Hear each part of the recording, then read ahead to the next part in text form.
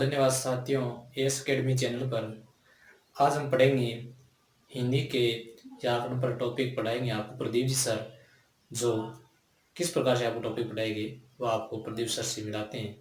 दोस्तों आज हम शुरू करते हैं। सबसे पहले देखते हैं वाक्य क्या होता है। तो दोस्तों, सार्थक शब्दों का व्यवस्थित समूह वाक्य कहलाता है। सीधी सी परिभाषा है कि सार्थक शब्दों का व्यवस्थित समूह वाक्य कहलाता है। अब यहाँ पर देखिए दोस्तों, वाक्य कितने भेद होते हैं। अर्थ के आधार पर वाक्य के कितने 8 भेद होते हैं। 2 प्रकार से भेद होते हैं वाक्य, एक तो अर्थ के आधार पर और दूसरे रचना के आधार पर। मतलब एक तो अर्थ के आधार पर होगा, मतलब वाक्य से क्या अर्थ निकलता है, ठीक है। और दूसरा उन वाक्यों की रचना किस आधार पर हुई है उसके आधार पर उनके भेद होते हैं। तो सबसे पहले देखते हैं दोस्तों, वाक्य के भेद जो हैं अर्थ के आधार पर 8 भेद होते हैं। तो अर्थ के आधार पर भेद देखते हैं कि कितने भेद होते हैं। सबसे पहला होता है विधानवाचक वाक्य। क्रिया करने की सूचना मिले तो उसको हम विधानवाचक वाक्य बोलते हैं। जैसे राम पढ़ रहा है, ठीक है, तो ये क्या कहलाया अपना विधानवाचक वाक्य।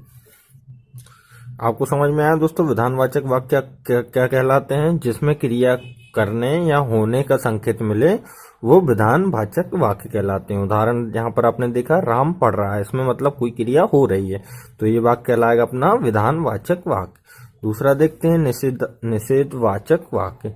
तो दोस्तों सिंपल है, निषेधवाचक वाक्य में नहीं आएगा तो वो अपना निषेधवाचक वाक्य होगा। इसको समझाने की जरूरत ही नहीं है। राम ने खाना नहीं खाया, ये निषेधवाचक वाक्य है। अगला देखते हैं दोस्तों आज्ञावाचक वाक्य। आज्ञावाचक वाक्य, आज्ञा प्रार्थना या उपदेश का बोध हो वो आज्ञावाचक वाक्य कहलाता है। यहाँ पर उदाहरण देखिए, जैसे राम तुम बैठकर पढ़ो, इसमें मतलब क्या है, आज्ञा दी जा रही है। ऐसे ही दोस्तों प्रार्थना भी हो सकती है, उपदेश भी हो सकती है। आज्ञावाचक वाक्य में अगर देखा जाए तो राम तुम बैठकर पढ़ो, बाजार से फल ले आओ, यानी आज्ञा दी जा रही है उसमें, ठीक है।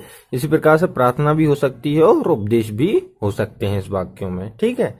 जैसे बड़ों का सम्मान करो, इस प्रकार के वाक्य जो रहते हैं वो आज्ञावाचक वाक्य कहलाते हैं।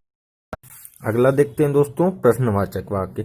वाक्य में कौन, क्या, कब, कहाँ लगा हो तो वो वाक्य कौन सा कहलाएगा, प्रश्नवाचक वाक्य। कौन, क्या, कब और कहाँ लगा हो। तो जैसे उदाहरण देखिए, राम कब जाएगा, ठीक है, इसमें प्रश्नवाचक चिन्ह लगा रहता है एक तो, और कौन, क्या, कब और कहाँ ये शब्द आते हैं तो वो प्रश्नवाचक वाक्य कहलाता है। मैन दोस्तों इससे आप पहचान लीजिएगा, प्रश्नवाचक चिन्ह लगा रहेगा, ठीक है दोस्तों। अगला देखते हैं, अगला है इच्छावाचक वाक्य। इच्छा, आशीष, शुभकामनाओं का बोध हो तो वो कहलाता है अपना कौन सा, इच्छावाचक वाक्य। यहाँ पर उदाहरण देखिए, जैसे शाबाश तुमने बहुत अच्छा कार्य किया, ये अपना क्या है, इच्छावाचक वाक्य।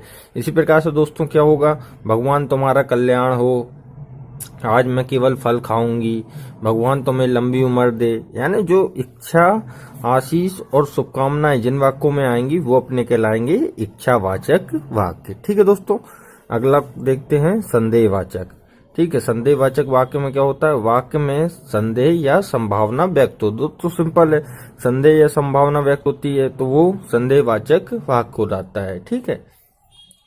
जैसे शायद शाम को वर्षा हो जाए, वह आ रहा होगा, हमें क्या मालूम राजेश आ जाए। यानी इसी प्रकार से, जैसे अब इसका एक उदाहरण देख लेते हैं। जैसे यहाँ पर दिया उदाहरण, शायद आज वर्षा हो, तो इसमें संभावना बताई जा रही है। संभावना या संदेह है कि भाई पक्का नहीं है कि आज वर्षा होगी, शायद आज वर्षा हो सकती है। इसी प्रकार से दोस्तों अपन और बोल सकते हैं कि हो सकता है राजेश आ जाए, वह आ रहा होगा, हमें क्या मालूम। इस प्रकार से यानी तो जिस वाक्य में संदेह और संभावना व्यक्त होती हैं वो संदेहवाचक वाक्य कहलाते हैं। अब अगला है दोस्तों, ये थोड़ा सा आईएमपी है, ये पूछा जाता है हमेशा, ठीक है। विस्मयवाचक वाक्य, ये दोस्तों बहुत पूछा जाता है, तो उसको देखते हैं क्या है। वाक्य में आश्चर्य, घृणा, शोक आदि का भाव हो। आश्चर्य, पहला आश्चर्य, दूसरा घृणा है, तीसरा शोक है, आदि का भाव हो तो वो क्या कहलाता है। इसमें एक क्रोध भी हो सकता है दोस्तों, क्रोध का भाव भी विस्मयवाचक वाक्य में आ सकता है। तो इस प्रकार के वाक्य में क्या रहेगा, आश्चर्य होगा, घृणा होगा या शोक होगा।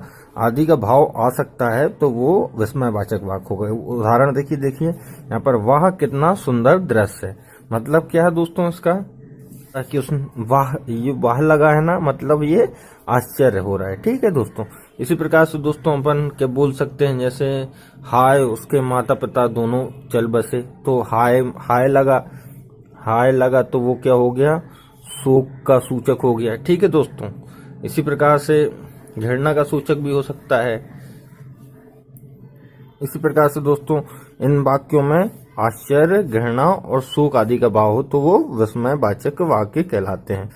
अगला देखिए, आखिरी है संकेतवाचक वाक्य। ठीक है, संकेतवाचक वाक्य जब एक क्रिया का होना दूसरी क्रिया पर निर्भर होता है तो वो संकेतवाचक वाक्य कहलाते हैं। यहाँ पर एक पहली क्रिया का होना दूसरी क्रिया पर निर्भर है।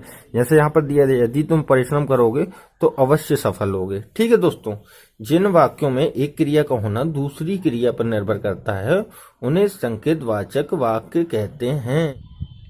जैसे यहाँ पर पहला उदाहरण था, यदि तुम परिश्रम करोगे तो अवश्य सफल होगे। या एक और उदाहरण मैं बता देता हूं, अगर वर्षा होगी तो फसल भी होगी। यानी तो दोस्तों इसी प्रकार से आपको समझना है कि संकेतवाचक वाक्य में एक क्रिया का होना दूसरी क्रिया पर निर्भर होता है। उदाहरण भी जैसे आपको मैंने बताया, यदि तुम परिश्रम करोगे तो अवश्य सफल होगे, पहली क्रिया परिश्रम करना, दूसरा सफल होना। इसी प्रकार से अगर वर्षा होगी तो फसल भी होगी, फसल भी अच्छी होगी या होगी। तो वर्षा होना पहली क्रिया और फसल होना दूसरी क्रिया, तो जो पहली क्रिया है वो दूसरी क्रिया पर निर्भर करती है।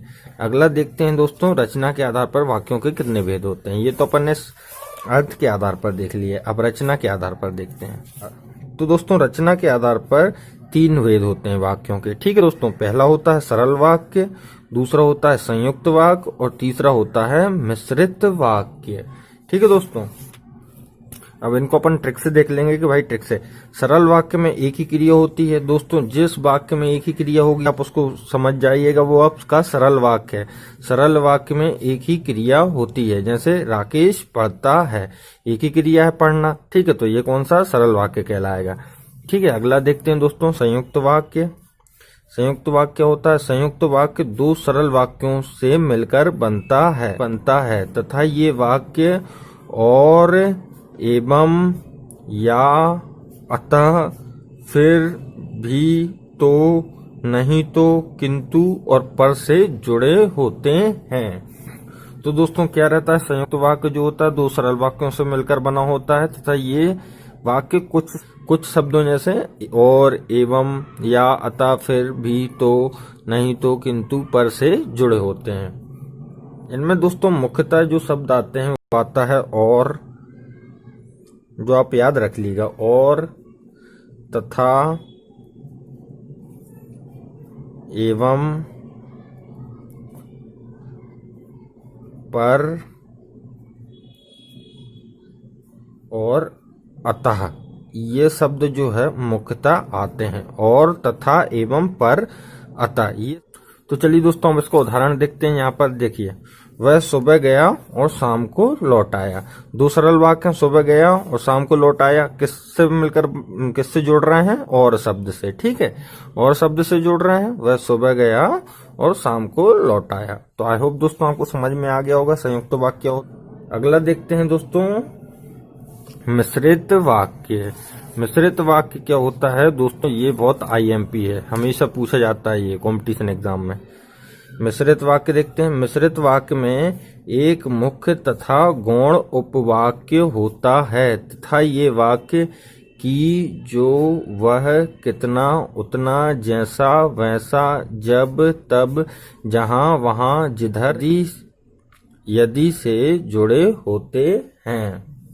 तो दोस्तों समझिए यहाँ पर मिश्रित वाक्य क्या होता है, इसमें एक वाक्य तो मुख्य वाक्य होता है, ठीक है, और दूसरा एक गौण वाक्य, जैसे अपन उपवाक्य भी बोल सकते हैं, उपवाक्य होता है। इसमें क्या रहता है, संयुक्त वाक्य में क्या था, 2 सरल वाक्य थे, ठीक है, लेकिन इसमें क्या है, एक मुख्य वाक्य होगा और एक उपवाक्य होगा तथा ये वाक्य की, जो, वह, कितना, उतना, जैसा, वैसा, जब, तब, जहां, वहां, जिधर आदि से जुड़े होते हैं। उदाहरण देखिए दोस्तों, उससे आपको समझ में जाएगा।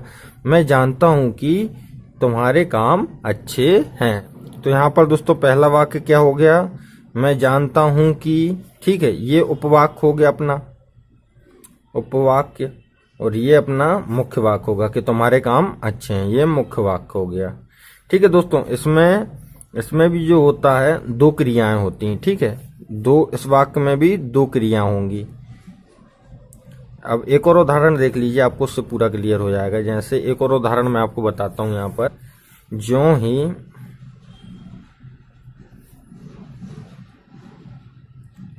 उसने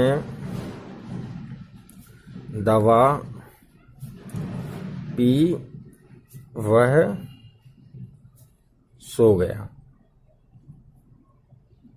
यहाँ पर जो मुख्य वाक्य कौन सा होगा, ज्यों ही उसने दवा पी, ये वाला। ठीक है, वह सो गया।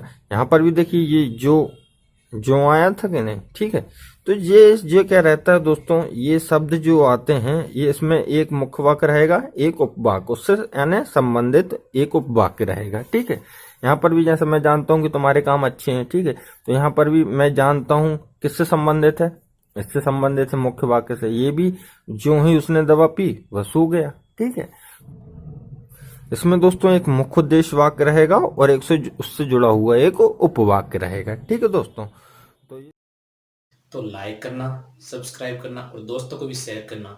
अगर आप हमारे चैनल पर नए हो तो चैनल को सब्सक्राइब और बेल आइकन बटन को जरूर दबाना। दोस्तों आज इतने काफी। जय हिंद।